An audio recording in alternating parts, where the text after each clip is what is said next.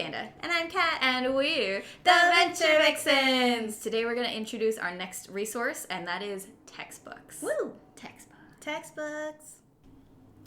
Okay, so the textbook we're going to start with is Mina no Nihongo. And this textbook is all in Japanese. So it's 100% in Japanese. But on the bright side, it does come with an English companion guide. So that's very comforting. The other two books that we want to mention, but we don't really want to focus on, is Genki and Japanese for Business People. So they are good. We're not saying they're bad books. We just prefer ourselves the Mina no Nihongo books. And I know that the immersion schools in Japan still use Mina no Nihongo as their textbook of choice. So that's why we chose them. But we'll give you some highlights that are pros and cons about all of them. Okay, so pros of Mina no Nihongo are it's in Japanese. That means it forces you from the very beginning to start immersing yourself in it. You have to read it in Japanese. You have to go through all of the lessons, all of the instructions, everything in Japanese. The con to that is it's all in Japanese. It is intimidating if you don't know anything. If you haven't really solidified your hiragana and your katakana, you will feel a little bit overwhelmed. It is just part of it.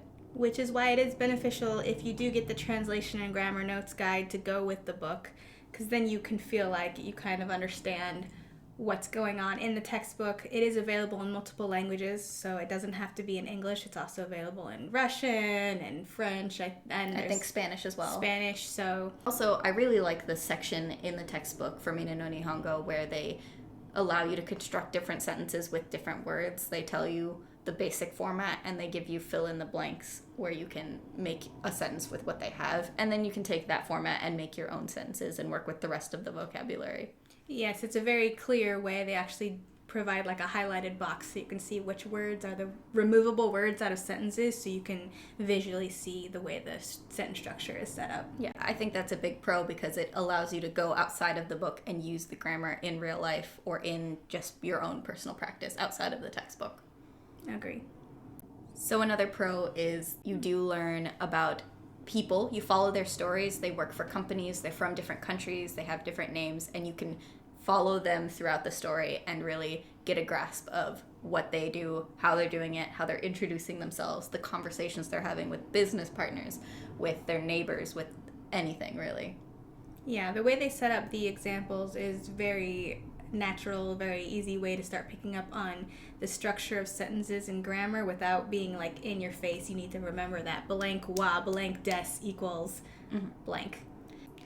One of the cons for this book would be it really has pretty limited coverage. It could cover a lot more, and it doesn't for a very particular purpose. They want you to be able to learn this and learn this very well, but it doesn't teach you everything you need to know. They provide you a very limited number of exercises for each grammar point, and they're kind of hoping that that alone is enough for you to pick it up.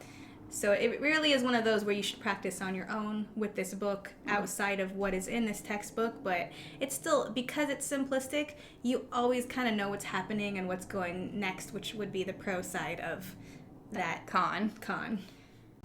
Genki is our second textbook we want to talk about. This is one of the most popular ones in the United States to use. Agree.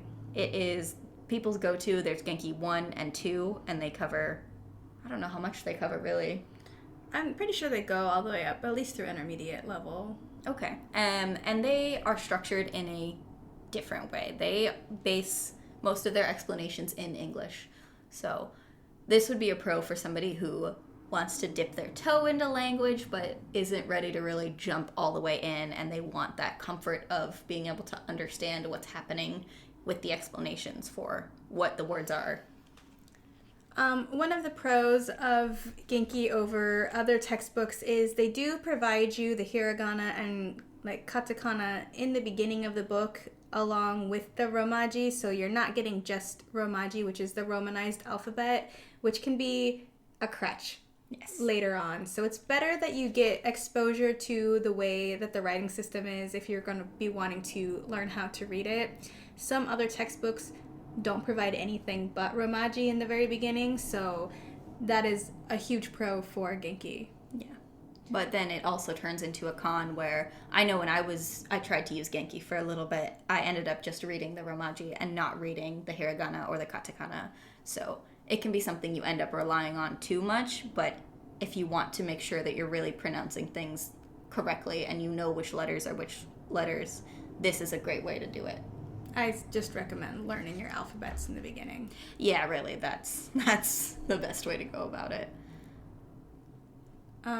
So the way they set up their lessons is kind of similar to Mina no Nihongo. They do provide some example sentences, and then you go through and then you read them, and they have some activities where you're trying to look at pictures and forming sentences based on pictures. So it's a very similar feel to Mina no Nihongo. They're just a little more Reliant on English. They really do heavily rely on the fact that you don't want to dive in, which is how a lot of people like to learn language. This is a very standard language textbook to me, and it would be good for somebody who hasn't learned a language recently or is just scared of being overwhelmed. Yes. Yeah. By being immersed. Which is true. You can get overwhelmed, and if that's going to be something that stops your progress, absolutely take a route that isn't going to make you stop. That's just going to make you keep going and keep on learning your language. Yeah, you need to really use what works for you. So I know Genki is used in a lot of high schools and colleges. The other book I know that's used in high school and colleges would be Yokoso. I used that when I was in school. It's similar to Genki, but I'd say it's almost worse because they start you off with Romaji and only Romaji. Other textbook that we're going to really focus on here is Japanese for Busy People. We think Japanese for busy people is probably better for more of an adult learner, someone who is probably already out of college, who might be working, because it's geared towards somebody who has a little bit less time per day to dedicate to language learning. So I feel like the way they break down their lessons, it's very quick, bite-sized ways of approaching a lesson. So I think for that reason, it's a pro if you don't have a lot of time to dedicate and you really just want to start learning the language. Their explanations also are in English. If you're busy, that's what you need. You need a quick way to understand what's happening. But at the same time, it doesn't give you the total immersion like Mina no Nihongo does, and they still do romanization in their book. Some of the newer ones, I believe you can get a hiragana, katakana version of Japanese for busy people versus a romanized version. The con. I feel like Japanese for busy people covers less material than any of these regular textbooks, but maybe that's okay. Maybe you're focused on only learning how to learn certain things, how to get around daily or something like that, and it's easier for instant communication versus understanding all the finer grammar points in a textbook. Yeah. This might be a good textbook for somebody who's going to go to Japan or who is going to want to communicate with people because that's what they find and that's how they gain mastery. So maybe not somebody who's immediately wanting to do full native fluency level type of studying, but somebody who just wants to start or get by. Basically, if you wanted to get started in a quick method, there's nothing wrong with Japanese for busy people. And we'll talk about some other book type resources and a different video. But for now, those are our 3/4-ish type textbooks that we think are good for learners. Thanks for watching. Until next time. Bye all you Vivis. And Rivis. Bye.